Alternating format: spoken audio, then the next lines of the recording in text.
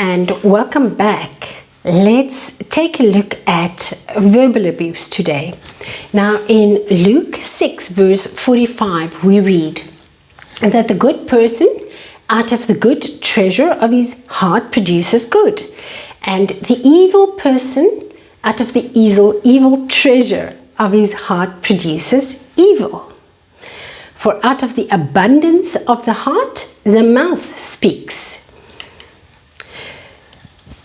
In order to successfully verbally abuse a person, the verbal abuser needs the cooperation of the victim. If someone calls you a fat idiot, what is your response? If you react in any other emotion other than walking away, the very first time the insult is hurled at you, you have signed up. The moment you decide to stay, you sign up for verbal abuse and other abuse. Verbal abuse, the very first time, is a giant big red flag. Because it takes both the abuser and the victim to carry out the verbal abuse.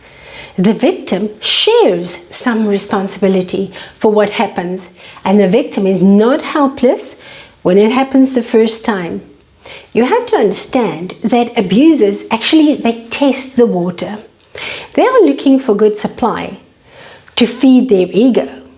So if you excuse or accept abuse the very first time, the abuse will escalate. It will get worse. There are ways that do not involve pleading and interacting to achieve your goal of putting an end to the hurtful behavior. Decide not to be a victim of insults or name calling. It is not acceptable to belittle your significant other. No partner can expect positive results when you continuously criticize. On the contrary, it usually just makes the situation worse. So verbal abuse is not always obvious to some people because they're just so used to it. You might not even be aware that you are a victim. You may have been a victim for so long. They use crazy-making twists, words and actions around the victim. The victim of crazy-making abuse doesn't realize that he or she is manipulated. Brainwashing prepares the victim to accept the lies of the crazy-making and verbal abuse. We're going to have a look at some examples of verbal abuse. So when the abuser employs crazy-making and brainwashing, it becomes difficult to pull yourself out of the web. The ultimate purpose of every kind of abuse, including verbal abuse, is to control the victim by means of creating confusion, delusion, and fear. And verbal abuse is a powerful springboard. The moment you recognize the signs of verbal abuse in your relationship, you can initiate the very first step to nullify its effects on your life and to regain your sanity. So let's look at the types of verbal abuse. First of all, there's abuse disguised as a joke. And these are jokes that are told at your expense. They make you feel helpless, worthless, humiliated. You feel you should laugh with everyone else because, you see, they don't see the abuse. Often these jokes come from the abuse inflicted at home. Your abusive partner wants to bring the abuse out and make light of it in front of others. When you get upset, the abuser can say, "Oh, see, she's just so sensitive, oversensitive," and people believe the abuser. Number 2 is abusive anger. So this occurs when your partner does not use proper communication techniques. Instead, your partner throws a very, very scary tantrum. He yells, he hits, he breaks things, he gets in your face, right up into your face, or he does something that makes you freeze, flee, or fight back. Number 3, they employ accusing and blaming. This is when a current negative situation gets put back on you, as if you did something wrong. The abuser accuses you of cheating when you were just being friendly towards someone, or he could accuse you of trying to make him angry. See what you made me do. The abuser blames you for whatever happened when there's no way that you could have controlled it. So number 4 is blocking and diverting. This is when the abuser does not let you get your point across. Usually the abuser diverts the topic to something else completely. Sometimes blocking means the abuser will not talk about what you need to talk about at all. So countering, number 5 is countering, happens when the abuser will not accept what you say. It is different from disagreeing, because countering is just so irrational that we can't consider it a disagreement. Countering can make conversations so hard, you stop offering your opinion completely, and that's exactly what your abuser wants. He doesn't want to hear your opinion. So when I say him or he, I actually refer to women as well, because women can be abusers as well. Number 6 is denial. The abuser denies everything and anything, often to the point of irrationality. It's much like countering. Number 7 is deprivation or withholding or silent treatment. This involves little to no verbal communication. The abuser pulls away from the victim, literally and physically.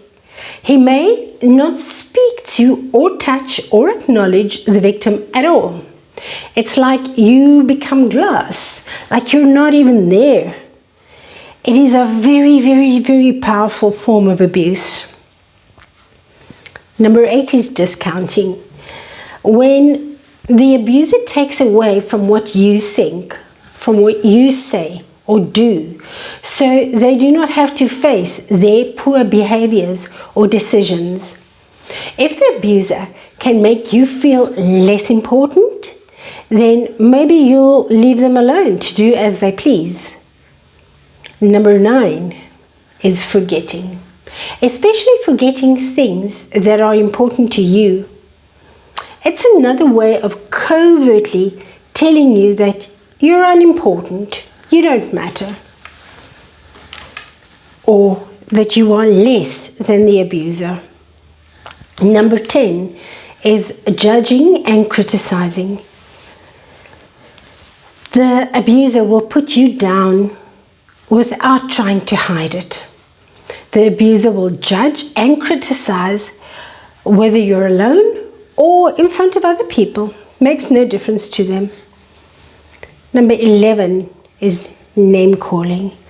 This is exactly what it sounds like, and often the only example of verbal abuse that people understand to be abusive. However, there is so much more to name calling than you may think. Then you get ordering and demanding. That is when the abuser tells you what to do and expects you to do it right now. There is no excuse for not doing it right now. Does not matter where you are, what you're busy with, do it now. So number 13 is when they use threatening behavior and words. It borders on physical violence and can include overt threats to your safety, your children's safety, your pets, your parents. He threatens. So number 14 is trivializing. is when the abuser minimizes your accomplishments, your actions, your ideas. It's always just, it's not good enough. Number 15 is undermining.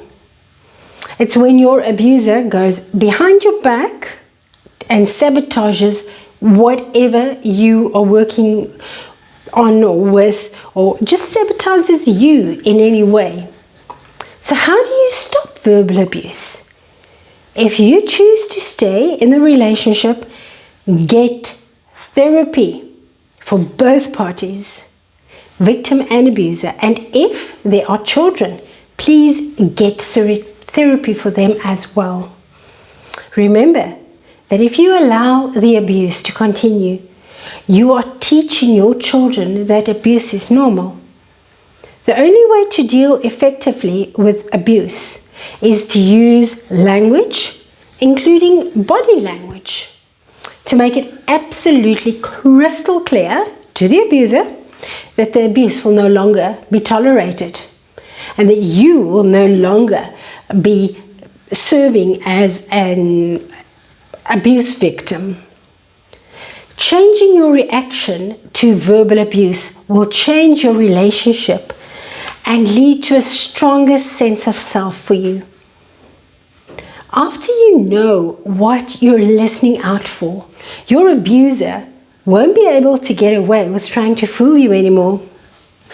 So I pray that if you have respect for yourself and just a little bit of faith, the size of a mustard seed in yourself, you can put an end to verbal abuse and nothing will be impossible for you.